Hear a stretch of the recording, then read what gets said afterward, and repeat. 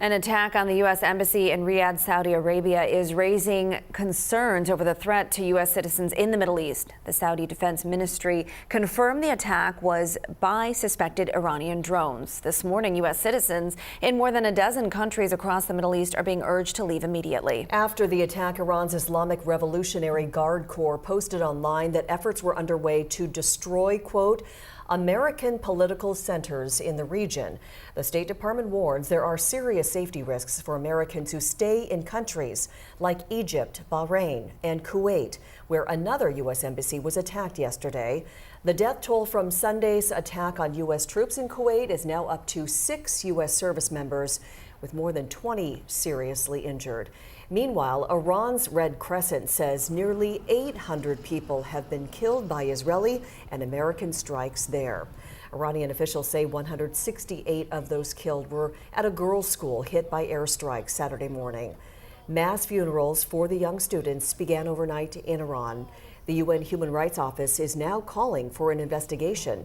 Secretary of State Marco Rubio has stated the U.S. would not intentionally attack a school.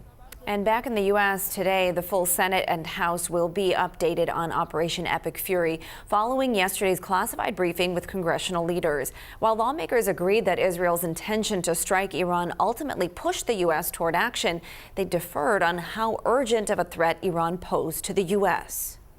They had to evaluate the threats to the U.S., to our troops, to our installations, to our assets in the region and beyond. I said before, I say now, there was no imminent threat to the United States of America by the Iranians. Yesterday, both President Trump and Defense Secretary Pete Hegseth said they have not ruled out sending ground troops into Iran. And many Iranians here in Washington are divided on the U.S. military intervention in Iran. King 5 Savannah Welch joins us live from Bellevue, where we're hearing from local Iranians about what they think about these developments. Savannah? Well, Mimi and Farah, I spoke with an owner of the store here, Rose Market, behind me. He joined hundreds of people who took to the streets here in Bellevue over the weekend in support of the U.S. strikes on Iran. And he says this is a moment of liberation. He moved here, immigrated here from Iran over a decade ago, along with his friend. He says they were fleeing religious and political persecution in Iran. Inside the store, they have Iran's national flag, the one used before the 1979 Islamic Revolution, on display. They tell us this regime change represents the end of decades of brutality. There is some video, you can find it even online, it's me jumping up and down with megaphone and telling people he's gone.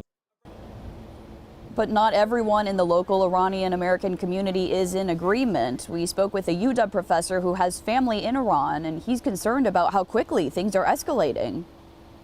I think the U.S. loves when brown people dance on the street, having been liberated by its military power. We saw this on the streets of Baghdad when Saddam Hussein fell. And then what we didn't know was 1 million people were going to lose their lives. According to a recent poll, most Americans disagree with the conflict over in Iran. Research from Reuters and Ipsos, they both show that 43% said they were against it and 27% were in favor of the war. The rest of those that were surveyed were really unsure at this point of how they feel about it. In Bellevue, Savannah Welch, King 5 News. Savannah, thank you. We have learned at least one EA-18 Growler jet from Naval Air Station Whidbey Island is playing a role in combat missions against Iran. The military released a photo showing the Growler aboard the USS Abraham Lincoln. The jets are used to jam radar signals for FA-18 fighters during combat missions. The community is working to support families who have a loved one deployed or could soon be.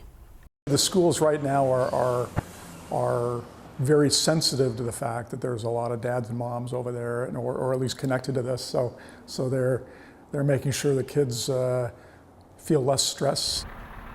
About 9,000 active duty service members are based at NAS Whidbey Island. With so much still developing overseas this morning, we're working to keep you updated on air and on our King 5 app. You can download it for free to your phone or TV.